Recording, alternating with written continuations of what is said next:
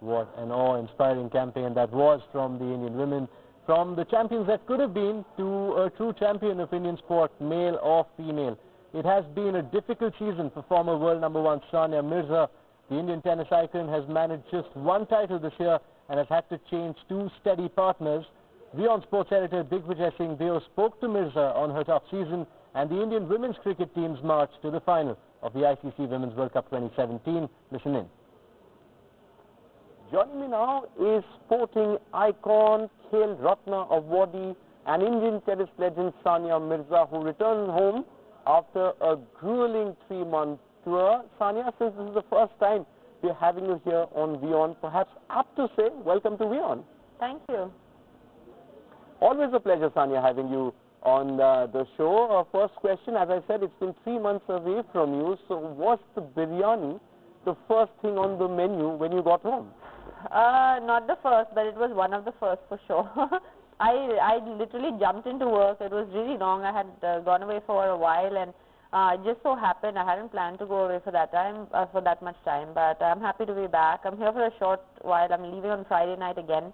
You know, so I just need to do a lot of things before I leave. Yeah, and then I leave again for 6 weeks.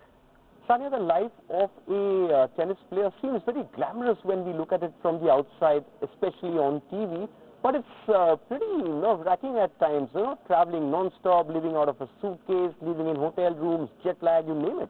It's all very glamorous. Everything that you see on TV and in newspapers, of course, there's a lot of good that comes with it, and it's really glamorous and it's really nice and everything.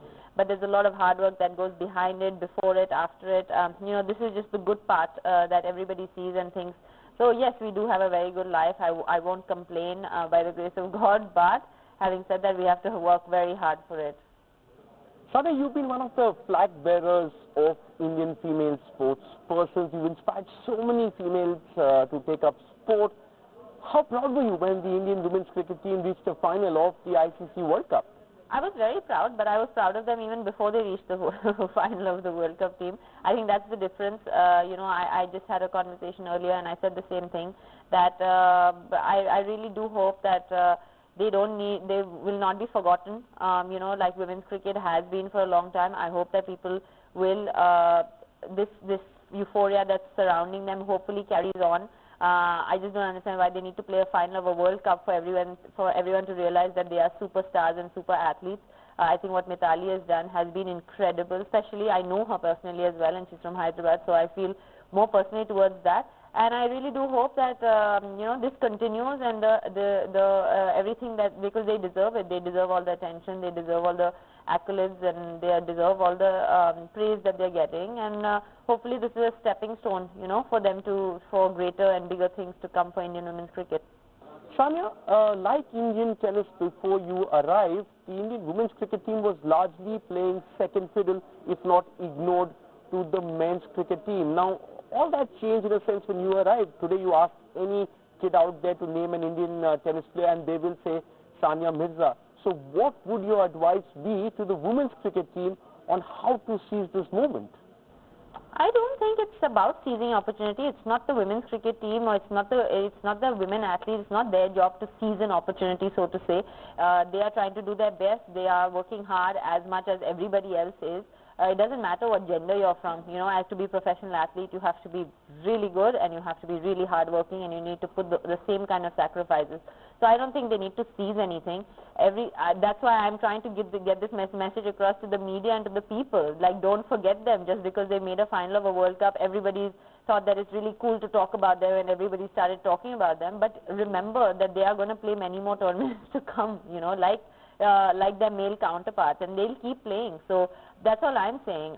You know, it's an honor for me if you tell me that people know tennis in India and they say my name, and that's really, really good. But you know, unfortunately, before me there was no one playing at that level, right? It was always only Leander and Mahesh. So when I did start playing at that level, people started recognizing me. So, and the women's cricket team is playing at the same level, you know. So I just think it's a little bit different. But I don't think that they need to seize any kind of, so to say, opportunity. They just need to keep doing what they're doing, put their heads down, put in the hard work. And you see, they were in a World Cup final and almost brought back the trophy for us. Let's switch from women's cricket to tennis. There was a master class at your academy. Now, the academy is something which is very close to you. It's also very close to your family as well. Yeah, it is. It's our baby, really. It's something that we feel very proud of. We've, as a family, we've tried to give back to the sport, give back to Hyderabad in the best way that we know, which is tennis, and to try and share our experiences. But at the end of the day, we are trying to keep the legacy of tennis alive, and I feel that this is one way to do it. So the masterclass today was to obviously promote tennis in Asia. We had the WTA Singapore finals in October, and that's when we, basically Asia gets to see the best 8 women's singles and doubles players in the world throughout the year come and compete there, which is a great opportunity. And this is what the masterclass was for. We had a great time. We had lots of fun. Neha was here as well, and we danced a bit as well, and we played some tennis as well, and we got to meet a lot of wonderful children who are interested in tennis.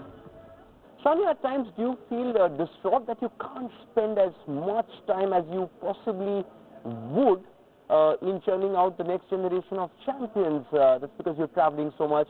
Now, few weeks back, we did a lovely story on Jafreen Sheikh, who's representing India in the Deaf Olympics as we speak, and she spoke very highly of how supportive you were of her journey.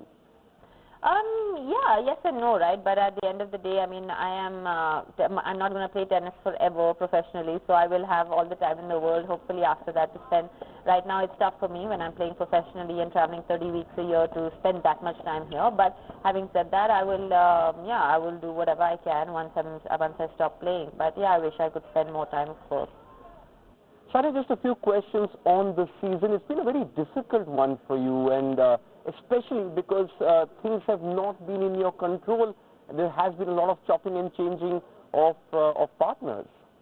Yeah, it's been quite tough. I mean, it's been strange, really, but at the end of the day, that's not something that I can control. Actually, the season started off pretty well, winning a tournament, playing finals of a slam. I mean, at the end of the day, I still played a final of a slam this year, which most people, struggle to play all throughout their career. So at the end of the day, it's still been, but by my standards, and you know how critical I am of myself, it's still not been, the best of seasons for me. But like you said, it's not been in my control. My partners have been hurt and they got injured, and we had to keep pulling out of tournaments, and I was actually feeling healthy and playing well. So it was really, really frustrating as well. And it was just plain unlucky. There's not a lot you can do about it. You just have to put your head down and keep working, and hopefully, it's going to come. And it happens in a long career all the time. You see ups and downs, and that's the way it goes in an athlete's career.